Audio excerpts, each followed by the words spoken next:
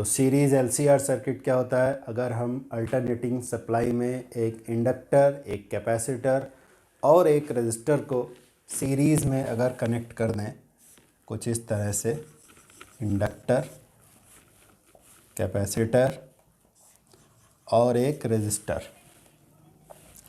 तो और इसको दे दें एक एसी सप्लाई, तो इस तरह के सर्किट को कहते हैं सीरीज़ एलसीआर सर्किट।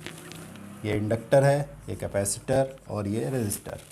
यहाँ जो अल्टरनेटिंग वोल्टेज दिया गया है वो है suppose V0 sine omega t, और इन कंपोनेंट्स के अक्रॉस वोल्टेज है सपोज़ VL, यहाँ वोल्टेज है VC और यहाँ रजिस्टर के क्रॉस वोल्टेज है VR।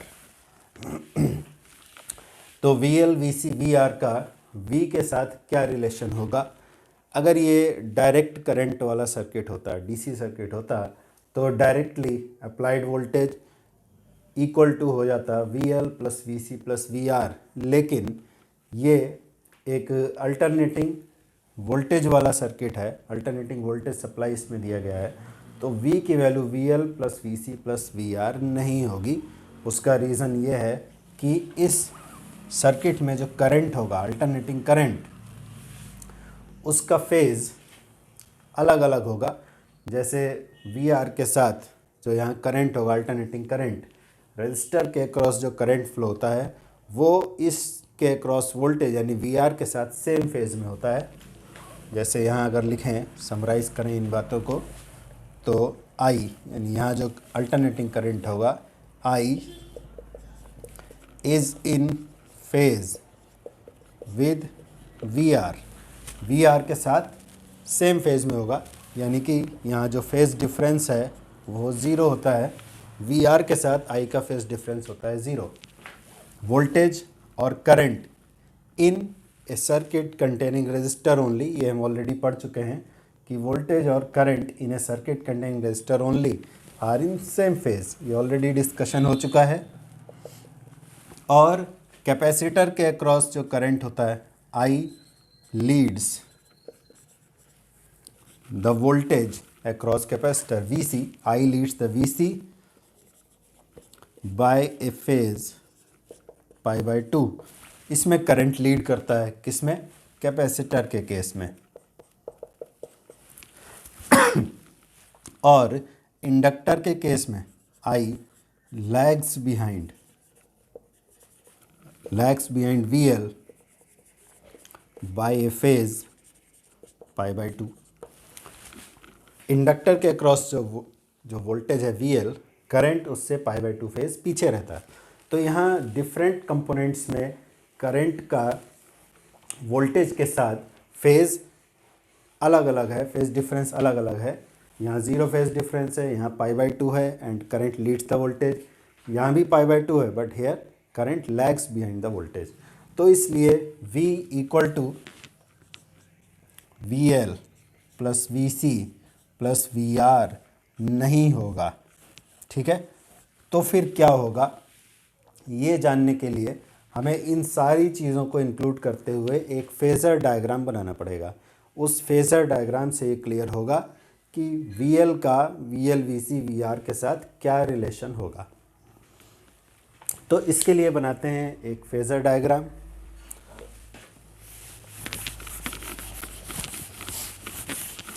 फेज़र डायग्राम में एक्चुअल फेज़ दिखाने की बजाय सिर्फ फेज़ डिफरेंस अगर दिखाएं तो डायग्राम कम कॉम्प्लिकेटेड होगा और हमारा काम उससे भी हो जाएगा। तो ये जो हॉरिजॉन्टल लाइन है, इस पर मान लो कि हम करंट दिखा देते हैं, तो करंट के साथ सेम फेज़ में है VR, यानी कि इसी फेज़ पर हम VR को दिखा दें, ये हो जाएगा VR। तो VR and I are in same phase, पहला वाला पॉइंट हमने इन दोनों फेज़र से यहाँ पर रिप्रेजेंट कर दिया। दूसरी बात क्या है, I leads the VC by a phase π/2। I VC को π/2 फेज़ से लीड करता है, यानी कि VC करंट से π/2 फेज़ पीछे है। एक ही बात को दो तरह से कह सकते हैं, या तो हो कि करंट VC से आगे है या को VC करंट से π/2 फेज़ पीछे है। तो I तो हमने यहाँ दिखाया है, VC इससे π/2 फेज़ पीछे है, यानी कि π/2 फेज़ नीचे की तरफ हम VC को दिखा देते हैं, ये हमारा हो जाएगा VC। तो ये हमने क्या क्या शो कर दिया, VC lags behind the current by a phase π/2, और you can say I leads VC by a phase π/2, जो कि यहाँ पे लिखा हुआ है। और क्या बचा, अब VL और I के बीच में क्या फेज़ रिलेशन है, I lags behind VL by a phase π/2, और you can say VL leads I by a phase π/2। तो I यहाँ पर है, करंट यहाँ पर है, VL उसको π/2 फेज़ से लीड करता है, तो π/2 फेज़ इस तरफ ये हमने दिखा दिया, थोड़ा और इसको बड़ा दिखा देते हैं, VL leads current by a phase π/2। तो ये हमारा फेज़र डायग्राम बन गया। इसमें हमने VL, VC, VR तीनों को दिखा दिया, करंट के साथ कितना फेज़ डिफरेंस है वो भी दिखा दिया। तो अब हमें रिजल्टेंट वोल्टेज जो है, यानी जो अप्लाइड वोल्टेज है, AC वोल्टेज जो सर्किट में दिया गया है, उसके साथ VL, VC, VR का क्या रिलेशन है, ये हमें देखना है। तो इसका मतलब ये है कि VL, VC, VR का हमें रिजल्टेंट बताना है। रिजल्टेंट वोल्टेज क्या होगा, वही अप्लाइड वोल्टेज के बराबर होगा। VL plus VC plus VR equal to V क्यों नहीं होगा, वो इस डायग्राम से भी दिखाई देता है, क्योंकि VR का फेज़ करंट के रेस्पेक्ट में देखें तो 0 है, VL का फेज़ करंट से π/2 ज़्यादा है, VC का फेज़ करंट से π/2 फेज़ कम है। तो ऑब्वियसली ये सभी एक फेज़ में नहीं है, इसलिए इनको ऐड करने से हमें रिजल्टेंट वोल्टेज और इक्वल से अप्लाइड वोल्टेज नहीं मिलेगा। तो इनका रिजल्टेंट कैसे निकाला जाए, जैसे इस डायग्राम में दिखाया है, VL जो फेज़र है उसकी लेंथ हमने ज़्यादा दिखाई है, VC फेज़र की लेंथ कम दिखाई है। तो ऐसा कोई ज़रूरी नहीं है कि हमेशा ही VL का मैग्नीट्यूड VC से ज़्यादा होगा, कम भी हो सकता है। ठीक है, फ़िलहाल के लिए कैलकुलेशन को समझने के लिए हम यहाँ पर मान लेते हैं कि let VL has greater magnitude than VC। VC भी बड़ा हो सकता है, बट यहाँ पर हम ऐसे ही मान लेते हैं। और VL, VC, VR की वैल्यूज़ क्या होंगी, ये ऑलरेडी पिछले जो डिस्कशंस थे उनमें ये आ चुका है, फिर भी एक बार बता देते हैं। VR का मतलब होता है वोल्टेज अक्रॉस रेजिस्टेंस, तो IR इसकी वैल्यू होगी।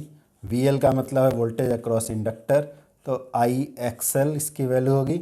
और VC का मतलब होगा वोल्टेज अक्रॉस कैपेसिटर, तो इसकी वैल्यू होगी IXC। ठीक है, XL XC क्या है और R क्या है, R तो रेजिस्टेंस है, XL is inductive reactance and XC is capacitive reactance. तो रिएक्टेंस रेजिस्टेंस के जैसी कोई चीज़ है, वो रेजिस्टेंस नहीं है बट उसके प्रॉपर्टीज़ रेजिस्टेंस के जैसे हैं, और यूनिट भी ओम है। ये सारा डिस्कशन ऑलरेडी हो चुका है। तो अब इन VL, VC, VR का रिजल्टेंट अगर हमें बताना है तो कैसे बताएंगे। तो देखो, VL और VC एक ही लाइन पर हैं बट अपोजिट डायरेक्शंस में हैं। ये π/2 पॉजिटिव फेज़ डिफरेंस, ये π/2 नेगेटिव फेज़ डिफरेंस। तो VL और VC का पहले रिजल्टेंट बना लेते हैं, क्योंकि वो एक ही लाइन पर हैं। तो VL में से VC को अगर माइनस कर दें, अपोजिट हैं, तो माइनस करने से सपोज़ ये हमें मिलता है, यहाँ से लेकर यहाँ तक ये VL था और ये VC था, तो अपोजिट फेज़ में थे, तो इनका रिजल्टेंट आ जाएगा VL माइनस VC।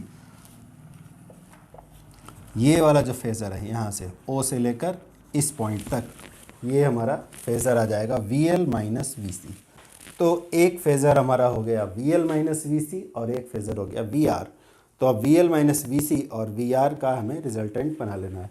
तो उसी तरह से बना लेंगे जैसे वेक्टर्स का बनाते हैं, parallelogram law of vector addition वाला तरीका था वैसे ही।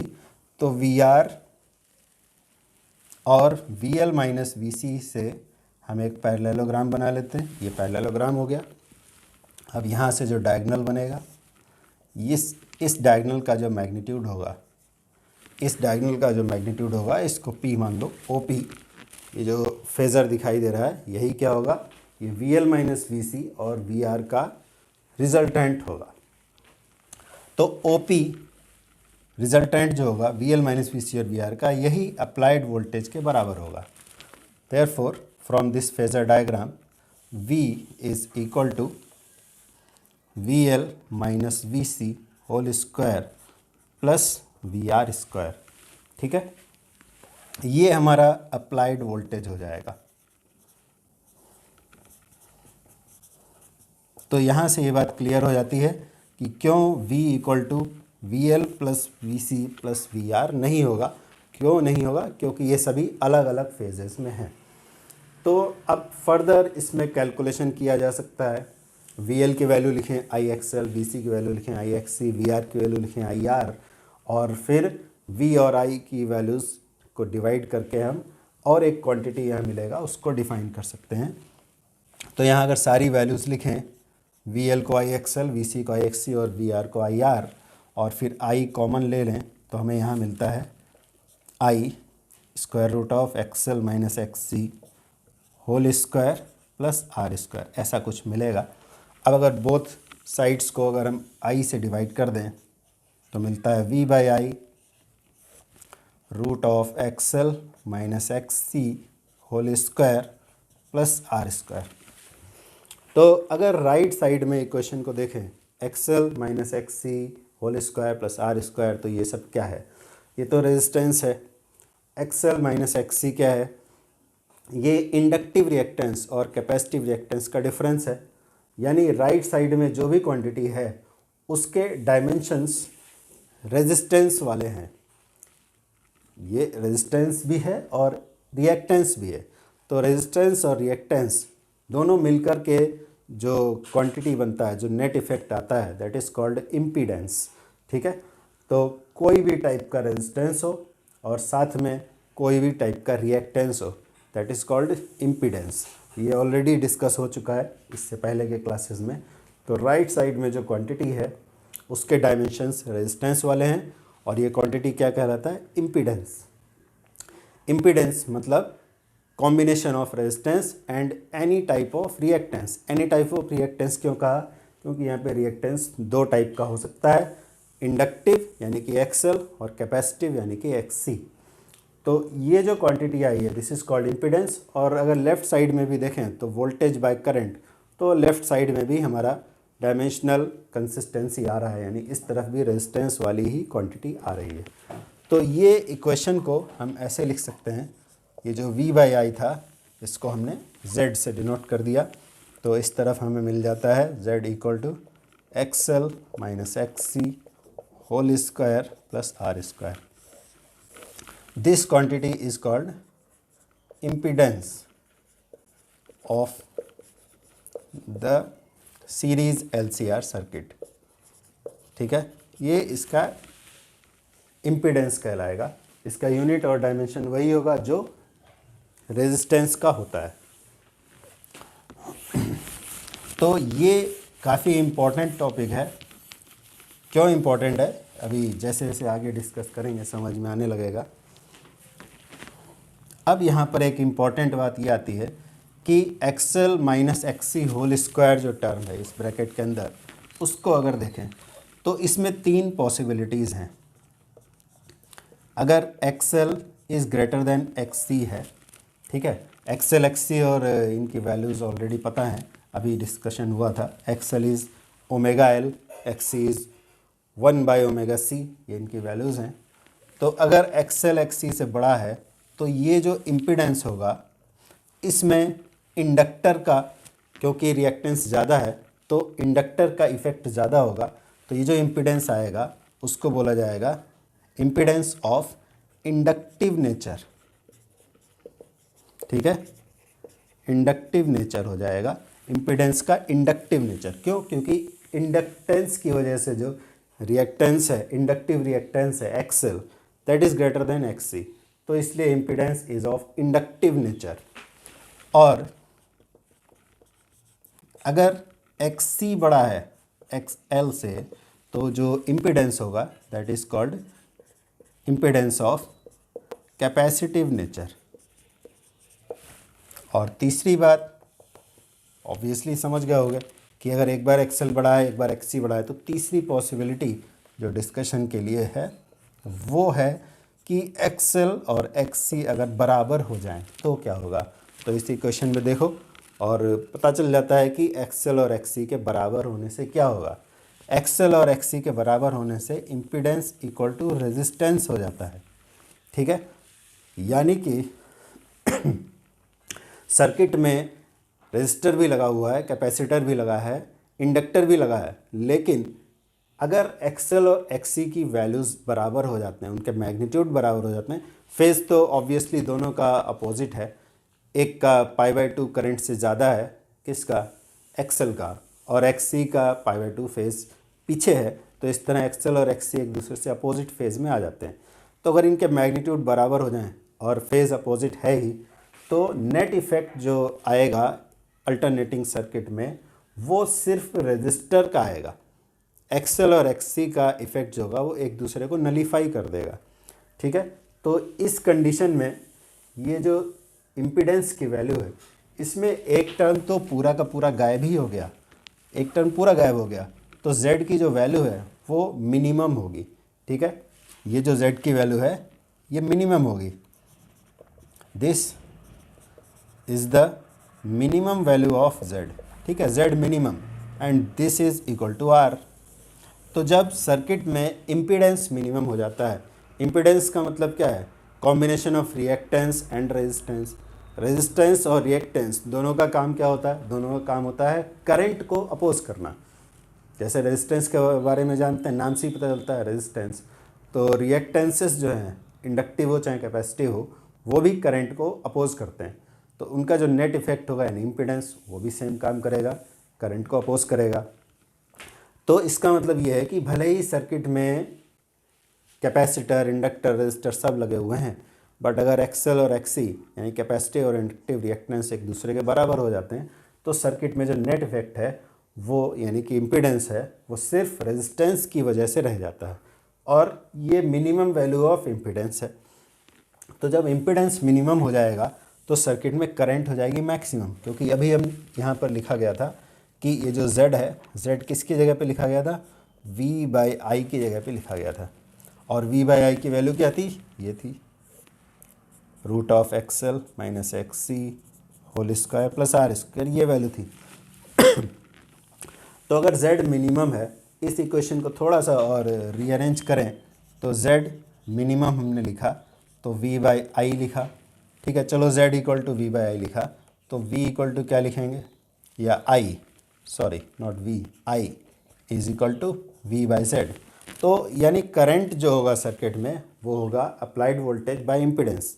तो जब इम्पीडेंस मिनिमम हो जाएगा तो करंट की वैल्यू मैक्सिमम हो जाएगी। फिर से कह देते हैं इस बात को, इम्पीडेंस का मतलब है करंट को अपोज करने वाली प्रॉपर्टी।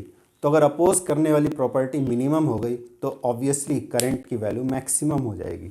तो जब इसका मतलब ये है कि जब Z मिनिमम होगा तो सर्किट में करंट हो जाएगा मैक्सिमम, ठीक है। और इस कंडीशन को यानी जब अल्टरनेटिंग करंट वाला हमने एक सर्किट बनाया, सीरीज़ LCR सर्किट, और उसमें एक्सएल और एक्ससी की वैल्यू अगर बराबर हो गई तो इम्पीडेंस मिनिमम हो गया तो करंट मैक्सिमम हो गया, तो this condition is known as resonance. इस कंडीशन को बोलते हैं रेजोनेंस। ये बहुत ही इम्पॉर्टेंट टॉपिक है, इसका क्वेश्चन एग्ज़ाम में आना 100% श्योर है। इसका क्वेश्चन एग्ज़ाम में ज़रूर आता है और मोस्ट प्रोबेबली न्यूमेरिकल ही आता है। तो अगर न्यूमेरिकल आता है तो भी कोई प्रॉब्लम नहीं है, बेसिक कॉन्सेप्ट यही रहने वाला है। बस तुम्हें ये याद होना चाहिए कि Z equal to XL - XC whole square plus R² है। किसी क्वेश्चन में लिखा जाएगा कि XL और XC किसी सर्किट में बराबर हैं तो करंट की वैल्यू क्या होगी, तो तुम समझ जाओगे कि अगर XL और XC बराबर हैं तो हमें V/I इक्वल टू Z जो इक्वेशन है उसमें Z की जगह पे R लेना है, बिकॉज रेजोनेंस की कंडीशन है।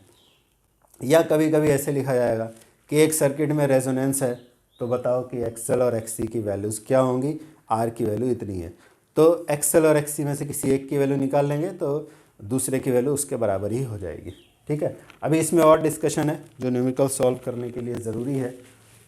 तो यहाँ तक बात क्लियर हो गई, ये हो गया रेजोनेंस। रेजोनेंस कब होगा, जब XL और XC बराबर होंगे। अब एक्सएल और एक्ससी बराबर कैसे होंगे ये भी देख लेते हैं।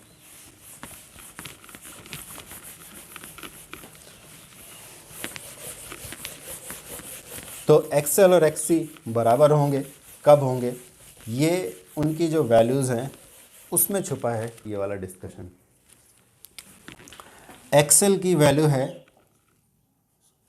यानी कि इंडक्टिव रिएक्टेंस वो है ओमेगा एल यानी कि 2 पाई एफ एल। इसमें एफ है frequency of applied AC voltage और एल उस इंडक्टर का यानी जो कॉइल लगा हुआ है उसका इंडक्टेंस है। और एक्स सी क्या चीज़ है, एक्स सी है 1 बाय ओमेगा सी यानी कि 1 बाय 2 पाई एफ सी। ठीक है, ये एक्स सी की वैल्यू है। तो फॉर रेजोनेंस क्या होना चाहिए, अभी डिस्कशन हुआ था, for resonance XL has to be equal to X C. तो एक्सएल और एक्स सी की वैल्यू अगर लिखें omega L equal to 1 by omega C, omega square is equal to 1 by L C, omega is 1 by root L C. और अगर F के terms में लिखा ये भी सही है, कई सारे क्वेश्चंस में यही काम आता है और कुछ क्वेश्चंस में फ्रीक्वेंसी भी निकालना होता है। तो ओमेगा को 2 पाई एफ लिखेंगे और एफ़ की वैल्यू निकालेंगे तो 2 पाई रूट एल सी। ये दोनों ही एक्सप्रेशन इंपॉर्टेंट है। डिफरेंस क्या है, इसको एंगुलर फ्रीक्वेंसी कहते हैं और इसको फ्रीक्वेंसी कहते हैं, बात एक ही है, बस 2 पाई फैक्टर को मल्टीप्लाई या डिवाइड करने की बात है।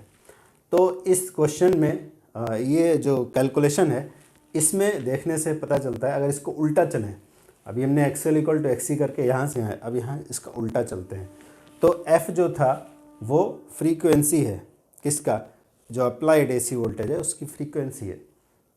तो अगर फ्रीक्वेंसी की वैल्यू जो अप्लाइड वोल्टेज अल्टरनेटिंग वोल्टेज था, अल्टरनेटिंग वोल्टेज की इक्वेशन हमारी ऐसे लिखते थे हम, V naught sine omega t, ये जो ओमेगा है, ठीक है ये जो ओमेगा है इसकी वैल्यू अगर इस तरह से हो जाए, यानी जो इंडक्टर और कैपेसिटर लगाए गए हैं सर्किट में उनके इंडक्टेंस और कैपेसिटेंस की वैल्यू इस तरह से एडजस्ट कर दी जाए कि 1 बाय रूट एल सी की वैल्यू ओमेगा के बराबर आ जाए, यानी अप्लाइड वोल्टेज की एंगुलर फ्रीक्वेंसी के बराबर आ जाए, तो क्या होगा, तो ये होगा, इधर से उल्टा जाएंगे, अगर ओमेगा की वैल्यू इतनी हो गई, इतनी 1 बाय रूट एल सी, तो X L equal to X C हो जाएगा। X L equal to X C होने से सर्किट में इम्पीडेंस मिनिमम हो जाएगा और वो रेजिस्टेंस के बराबर हो जाएगा और उसी कंडीशन को हम बोलेंगे रेजोनेंस। मतलब सर्किट में अगर एल सी आर तीनों लगे हुए हैं और उसमें एल और सी की वैल्यूज़ को इस तरह से एडजस्ट करो कि ओमेगा यानी कि जो अप्लाइड वोल्टेज है उसकी एंगुलर फ्रीक्वेंसी इसके बराबर हो जाए, एल और सी को एडजस्ट करते रहो कि ओमेगा की वैल्यू के बराबर ये हो जाए 1 बाय रूट एल सी, तो सर्किट में रेजोनेंस हो जाएगा। और रेजोनेंस हो जाने से क्या होगा, इम्पीडेंस मिनिमम हो जाएगा और सर्किट में मैक्सिमम करंट फ्लो होगा। This is called resonance. तो अब जो क्वेश्चन हमारा बनेगा उसमें यही डिस्कशन जो एक्सएल इक्वल टू एक्स सी वाला है वो रहेगा। किसी में ओमेगा दिया होगा, किसी में एफ दिया होगा, किसी में एल सी दिया होगा या एल दिया होगा, सी बताना होगा, घुमा फिरा के वो इतनी जगह में ही घूमेगा ये। और जो हमारा z आया था, z की वैल्यू जो आई थी, बस इतने में ही सारा डिस्कशन घूमेगा। ठीक है, किसी क्वेश्चन में एक्सएल बड़ा हो सकता है, किसी में एक्ससी बड़ा हो सकता है, तो उस केस में रेजोनेंस नहीं होगा। करंट की वैल्यू जब हम निकालेंगे v बाई जेड करेंगे तो उसमें z इक्वल टू आर नहीं होगा, क्योंकि एक्सएल इक्वल टू एक्ससी अगर नहीं है तो रेजोनेंस नहीं होगा, रेजोनेंस नहीं होगा तो इम्पीडेंस की वैल्यू मिनिमम नहीं होगी, करंट की वैल्यू मैक्सिमम नहीं होगी, और फिर इस फार्मूला को यूज़ करेंगे। बट अगर ऐसा हो गया तो ओमेगा की वैल्यू इतनी आ गई तो सीधे सीधे इसको उड़ा दिया जाएगा, z इक्वल टू आर हो जाएगा। ठीक है, और एक इम्पॉर्टेंट बात है कि ग्राफ भी इसका बनता है, बहुत इम्पॉर्टेंट है। ग्राफ वाला क्वेश्चन पहले नहीं आता था बट अभी रिसेंट ईयर्स में आना शुरू हो गया है और बहुत कम स्टूडेंट्स ही उसको अटेम्प्ट कर पाए बोर्ड एग्ज़ाम में, जबकि एनसीईआरटी बुक में तो दिया है पहले से ही। तो वो ग्राफ क्या बताता है, अभी हमने जैसे निकाला कि फ्रीक्वेंसी ऑफ अल्टरनेटिंग वोल्टेज वो इतनी होनी चाहिए। ठीक है।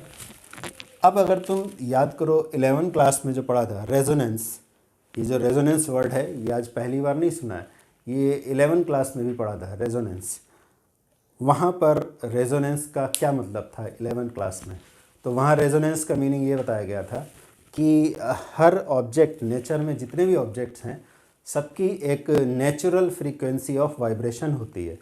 ये नेचुरल फ्रीक्वेंसी ऑफ वाइब्रेशन, उस ऑब्जेक्ट की नेचुरल फ्रीक्वेंसी ऑफ वाइब्रेशन जो है वो उस ऑब्जेक्ट के कंस्ट्रक्शन पर डिपेंड करती है कि वो ऑब्जेक्ट कितने साइज़ का है, उसका थिकनेस कितना है, उसके अंदर जो मटेरियल यूज़ हुआ है उसकी डेंसिटी क्या है, लेंथ क्या है, इन बातों पर डिपेंड करती है और जिसको बोलते हैं नेचुरल फ्रीक्वेंसी। फॉर एग्जांपल अगर एक सिंपल पेंडुलम की फ्रीक्वेंसी अगर हम लिखते हैं तो वो आती है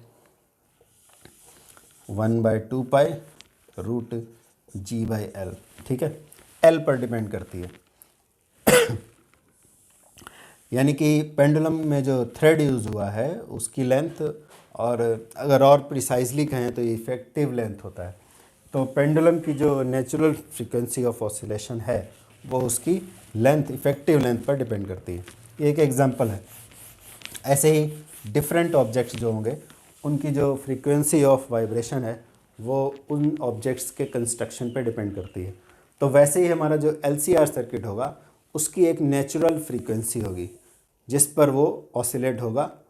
तो रेजोनेंस कब होता है? जब किसी ऑब्जेक्ट की जो नेचुरल फ्रीक्वेंसी है उसी फ्रीक्वेंसी का एक पीरियोडिक फोर्स उस ऑब्जेक्ट के ऊपर लगाया जाए तो वो ऑब्जेक्ट मैक्सिमम एम्पलीट्यूड के साथ ऑसिलेट होने लगता है, और ज़्यादा देर तक अगर ऐसा हो तो वो टूट भी सकता है। जैसे ये सब 11 क्लास का डिस्कशन है, यहाँ पे जस्ट एक बार बोल दे रहे हैं। जैसे देखा होगा कि गाना गाकर कांच को तोड़ दिया जाता है, कुछ ऑर्केस्ट्रा परफॉर्मर्स ऐसा दिखाते हैं कि वो गाना गा करके जो ग्लास वेसल्स हैं वो तोड़ देते हैं। तो इसमें कोई जो गाने की जो आवाज़ है, लाउडनेस है, इंटेंसिटी है, उसका रोल नहीं होता है। तुम्हें हो सकता है आवाज़ बहुत धीमी सुनाई दे, लाउडनेस बहुत कम हो, फिर भी कांच टूट जाए। तो ऐसा नहीं कि बहुत तेज़ आवाज़ करने से ही टूटेगा, कम आवाज़ से भी टूट सकता है। तो यहाँ पे कम या तेज़ आवाज़ का मीनिंग जो अपने डेली लाइफ में हम समझते हैं वो लाउडनेस से समझते हैं। जैसे वॉल्यूम बढ़ा दिया, वॉल्यूम बढ़ा दिया मीन्स लाउडनेस बढ़ा दिया। तो यहाँ पे लाउडनेस से उतना इम्पोर्टेंस नहीं है, लाउडनेस से रिलेशन नहीं है, यहाँ रिलेशन है साउंड की फ्रीक्वेंसी से। तो जो ऑब्जेक्ट है, मान लो कि कांच का ग्लास ही है, उसको अगर हमें तोड़ना है तो उस कांच के ग्लास की जो नेचुरल फ्रीक्वेंसी ऑफ वाइब्रेशन है उसी फ्रीक्वेंसी का साउंड हमें प्रोड्यूस करना होगा। जब वो साउंड उस ग्लास से टकराएगा तो सेम फ्रीक्वेंसी का पीरियोडिक फोर्स अप्लाई करेगा। तो जब सेम फ्रीक्वेंसी का पीरियोडिक फोर्स अप्लाई होता है तो ऑब्जेक्ट्स मैक्सिमम एम्पलीट्यूड के साथ वाइब्रेट होने लगते हैं और फिर वो टूट जाते हैं। इसका ये मतलब है। तो सिमिलर चीज़ यहाँ पर भी है कि जो हमारा LCR सर्किट है उसमें L और C की वैल्यूज़ क्या हैं, यानी कि जो इंडक्टर लगा है उसका इंडक्टेंस क्या है, जो कैपेसिटर लगा है उसका कैपेसिटेंस क्या है, उस पर वो वैल्यूज़ यहाँ लिखेंगे। तो उससे जो फ्रीक्वेंसी की वैल्यू कैलकुलेट होगी, यानी 1/2π√LC ये जो वैल्यू आएगी, that is called natural frequency. ये LCR सर्किट की नेचुरल फ्रीक्वेंसी हो जाएगी, natural frequency of the LCR circuit. ठीक है। अगर इसी फ्रीक्वेंसी का अल्टरनेटिंग वोल्टेज हम सर्किट में देंगे तो रेजोनेंस हो जाएगा। रेजोनेंस जैसा अभी बोला कि जब जो बॉडी का नेचुरल फ्रीक्वेंसी है उसी फ्रीक्वेंसी का पीरियोडिक फोर्स अगर देंगे तो मैक्सिमम एम्पलीट्यूड से ऑब्जेक्ट वाइब्रेट करने लगेगा और टूट जाएगा। इसी को बोलते हैं रेजोनेंस। टूट जाए ये ज़रूरी नहीं है, बट अगर ज़्यादा देर तक ऐसा किया तो टूट भी सकता है, बट मैक्सिमम एम्पलीट्यूड से ऑसिलेट करने लगेगा, दैट इज़ कॉल्ड रेजोनेंस। तो वैसे यहाँ पर जो LCR सर्किट है उसमें जो नेचुरल फ्रीक्वेंसी है LCR सर्किट की वो यहाँ से कैलकुलेट कर सकते हैं, और इसी फ्रीक्वेंसी का अगर अल्टरनेटिंग वोल्टेज अप्लाई किया गया तो LCR सर्किट में रेजोनेंस होने लगता है। ये रेजोनेंस उस तरह का नहीं है कि वाइब्रेशंस होने लगे हैं, वाइब्रेशंस वाला नहीं है, क्योंकि यहाँ पर कोई मैकेनिकल फोर्स नहीं दिया जा रहा है। यहाँ पर जो अल्टरनेटिंग वोल्टेज है उसकी वजह से करंट की वैल्यू मैक्सिमम हो जा रही है और इसको बोले रेजोनेंस। इसीलिए इस रेजोनेंस का नाम है electromagnetic resonance, not mechanical resonance. जैसा कि कांच के बर्तन टूटने पर होता है, दैट इज़ मैकेनिकल रेजोनेंस। ये है इलेक्ट्रोमैग्नेटिक रेजोनेंस। ठीक है, तो natural frequency of LCR circuit यहाँ पर दी हुई है। किसी क्वेश्चन में ऐसे भी दिया हो सकता है कि एल की वैल्यू इतनी है, सी की वैल्यू इतनी है, तो हम कितनी फ्रीक्वेंसी का वोल्टेज लगाएं कि सर्किट में करंट मैक्सिमम हो जाए। ठीक है, उसमें रेजोनेंस वर्ड नहीं यूज़ किया जाएगा, बट ये अंडरस्टूड होगा कि अगर कह दिया करंट मैक्सिमम तो समझ जाओगे कि यहाँ पे रेजोनेंस हो रहा है। ठीक है, और रेजोनेंस कब होगा, इस फार्मूला में वैल्यू डालेंगे, एफ की वैल्यू निकालेंगे। अगर ये फ्रीक्वेंसी अप्लाइड वोल्टेज की फ्रीक्वेंसी से मैच करती है, यानी उसके बराबर आती है, तो हम कहेंगे कि हाँ करंट इसमें मैक्सिमम हो जाएगा। तो इस पर्टिकुलर फ्रीक्वेंसी वाला जब हम वोल्टेज लगाएंगे तभी सर्किट में करंट मैक्सिमम होगी और इम्पीडेंस मिनिमम होगा। तो इन बातों को अगर ग्राफ से रिप्रेजेंट किया जाए तो कुछ ऐसे ग्राफ बना सकते हैं। इस एक्सिस पर ले लेते हैं मान लो ओमेगा, या एफ भी ले सकते हैं, बस 2 पाई का फैक्टर मल्टीप्लाई करना होता है, और इधर ले लेते हैं करंट की वैल्यू। तो एक पर्टिकुलर ओमेगा की जो वैल्यू है जिसको हम नेचुरल फ्रीक्वेंसी बोल सकते हैं, अगर ओमेगा के टर्म्स में लिखेंगे तो ये हो जाएगा 1/√LC। ठीक है, 2 पाई मल्टीप्लाई कर दो तो ओमेगा हो जाएगा, तो ओमेगा नॉट। ठीक है, तो ओमेगा नॉट जब होगा तब जब अप्लाइड वोल्टेज की फ्रीक्वेंसी ओमेगा नॉट होगी तो करंट की वैल्यू मैक्सिमम होगी। तो मान लो कि ये मैक्सिमम वैल्यू ऑफ करंट है यहाँ पर आई मैक्सिमम। ठीक है, ओमेगा नॉट पर करंट मैक्सिमम है। अगर फ्रीक्वेंसी ओमेगा नॉट से डिफरेंट है, ओमेगा नॉट से कम है या ज़्यादा है, अप्लाइड वोल्टेज की फ्रीक्वेंसी इससे अगर मैच नहीं करती है तो करंट की वैल्यू मैक्सिमम नहीं होगी, उससे कुछ कम वैल्यू होगी। तो ये हायर क्लासेस में ये ग्राफ प्लॉट करना एक एक्सपेरिमेंट होता है, बट यहाँ पर हमें एक्सपेरिमेंट नहीं करना है, बस हमें समझ लेना है कि ग्राफ किस तरह का होता है, उसका शेप क्या है, बाकी उसे हायर क्लास में किया जाएगा। तो ओमेगा की वैल्यू अगर ओमेगा नॉट से डिफरेंट है तो करंट की वैल्यू मैक्सिमम नहीं होती है, उससे कुछ कम होती है, यानी कि ग्राफ कुछ इस शेप का आता है। ठीक है, कुछ बेल जैसे ऐसे एक बेल लगा हुआ है, इस तरह का कुछ ग्राफ आता है।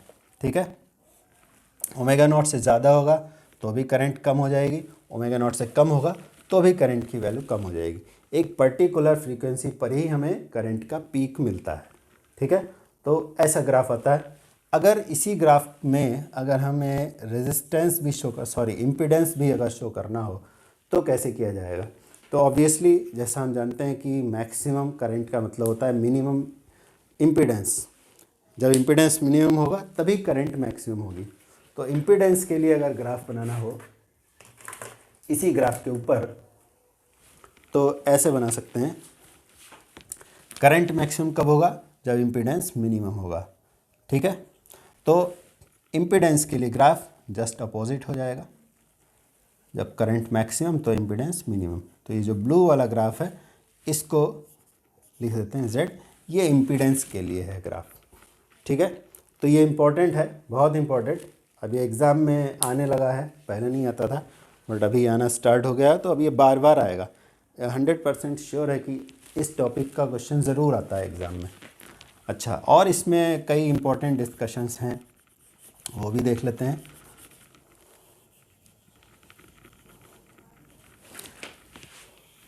और यहाँ पे इम्पोर्टेंट बात है एक हाफ पावर फ्रीक्वेंसी।